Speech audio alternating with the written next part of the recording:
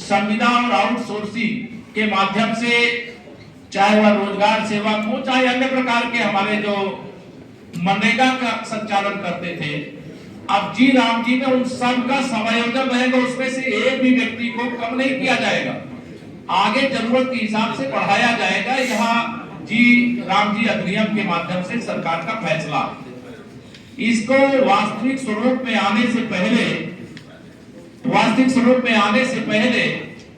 ये मनरेगा के नाम से जो योजना चल रही थी, अभी 6 महीने के अंदर इसको जमीनी स्तर पर उतार देने का काम किया जाएगा। और उत्तर प्रदेश में तो भारतीय जनता पार्टी की सरकार है ही, तो डबल इंजन की जहां सरकार है वहां डबल रफ्तार से नहीं, 4 गुना रफ्तार से जी राम जी अधिनियम जो माननीय प्रधानमंत्री जी ने भ्रष्टाचार को खत्म करने के लिए लाया है उसको लागू करेगा। और प्रधानमंत्री जी ने जो भ्रष्टाचार को खत्म करने के लिए, गांव का विकास करने के लिए, श्रमिकों को रोजगार अधिक देने के लिए जो यहाँ अधिनियम संसद के दोनों सदनों से पास हुआ है, इसके लिए आभार प्रकट करती है, माननीय प्रधानमंत्री जी का धन्यवाद करती है, श्रमिकों की ओर से, गांवों की ओर से, गरीबों की ओर से। इसलिए ये जो आप सबके ध्यान में रहे, जब जी राम जी कहते हैं तो चूंकि कांग्रेस हो, चाहे समाजवादी पार्टी हो, चाहे टीएमसी हो, इन सबको जी राम जी से बड़ी नफरत है। राम जी का नाम आ जाएगा तो उसका विरोध इनको करना, जबकि राम जी का नाम इसमें केवल विकसित भारत जी राम जी बिल 2025 है। इसमें बी फॉर विकसित है, बी फॉर भारत है, जी फॉर गारंटर फॉर है, आर फॉर रोजगार एंड, ए फॉर आजीविका, एम फॉर मिशन और ग्रामीण फॉर जी।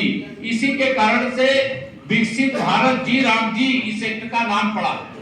अब राम जी का नाम सुनने से इनको खलबली होती है, तो राम जी का नाम लेने से अगर इनको दर्द होता है, पेट में इनको परेशानी होती है, तो इससे ये अधिनियम में कोई बदलाव आने वाला नहीं है। लेकिन इस अधिनियम के आने से गांव का कायाकल्प होगा, गांव का विकास होगा, गांव में जो श्रमिक भाई बहन है उनको रोजगार मिलेगा। लेकिन इसमें एक अच्छी व्यवस्था ये की गई है इस अधिनियम में, पहले 100 दिन रोजगार के नाम पर जो हमारे श्रमिक भाई बहन है उनको 365 दिन इंगेज रखने का प्रयास होता था।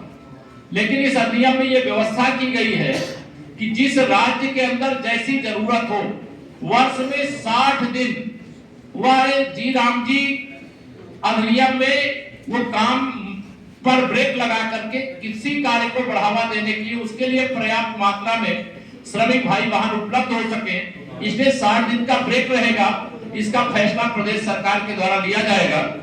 और इसमें एक और व्यवस्था है, पहले अगर रोजगार कोई मांगे और उसको रोजगार ना मिले तो 15 दिन में वह अपना क्लेम कर सकता था बेरोजगारी भत्ता का। लेकिन इसमें यह है कि 7 दिन के अंदर ही उसका भुगतान मिल जाएगा, अर्थात पसीना सूखे उससे पहले उसका मेहनताना मिल जाएगा। अगर मेहनताना देने में देरी होगी तो उसको ब्याज के साथ भुगतान करने का प्रावधान इस अधिनियम के अंतर्गत किया गया है। मैं आप सबके माध्यम से यही बताना चाहता हूं कि यह जो अधिनियम बना है मनरेगा की जगह, यह अधिनियम बहुत महत्वपूर्ण है। इसके माध्यम से जैसे पहले स्कूलों में केवल बाउंड्री वाल मनरेगा से बना पाते थे, लेकिन अब इसके अलावा लेबोरेटरी वगैरह भी वहां पर हम बनाने का काम कर सकेंगे, वहां किचन सेट बनाने का काम कर सकेंगे। और पहले मनरेगा में 5 साल में जो श्रमिक भाइयों का जॉब कार्ड बनता था उसका रिन्यूअल करने का होता था, लेकिन इसमें 3 साल में रिन्यूअल करने का काम किया जाएगा। और भी इसमें जैसे पहले बजट कम होता था, अब इसका बजट पहले 88,000 करोड़ था, अब इसका बजट 1,51,282 करोड़ का हो जाएगा। अर्थात बजट भी वृद्धि होगी, श्रमिक दिन के भी बढ़ोतरी होगी, यानी मजदूरों को काम भी अधिक मिलेगा, गांव का अस्थायी विकास भी ढंग से होगा और भ्रष्टाचार पर भी रोक लगेगी। तो यह हर प्रकार से उपयुक्त है। बाकी इसका पीपीटी भी है, आप लोग देखना चाहेंगे उसमें देख लेंगे।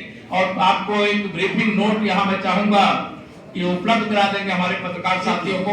तो मुझे यही कहना था कि जी राम जी बिल इस देश को विकसित भारत जो बनाने का लक्ष्य 2047 तक जब आजादी के 100 साल पूरे होंगे रखा गया है, उस लक्ष्य को पाने में निश्चित तौर से हमें सफलता मिलेगी। विकसित भारत, विकसित उत्तर प्रदेश और विकसित ग्राम सभा। अगर ग्राम सभाओं का विकास नहीं हुआ, लगभग 70% आबादी गांव में रहती है, तो विकसित उत्तर प्रदेश या विकसित भारत का स्वप्न अधूरा रहेगा। माननीय प्रधानमंत्री जी ने जो लक्ष्य तय किया है उसको देशवासियों के आशीर्वाद और समर्थन से पूरा करेंगे। सरकार के पास गरीबों के लिए, गांवों के लिए पैसे की कोई कमी नहीं है। डबल इंजन सरकार का खजाना स्मार्ट सिटी के तर्ज पर स्मार्ट गांव बनाने के लिए खुला। धन्यवाद।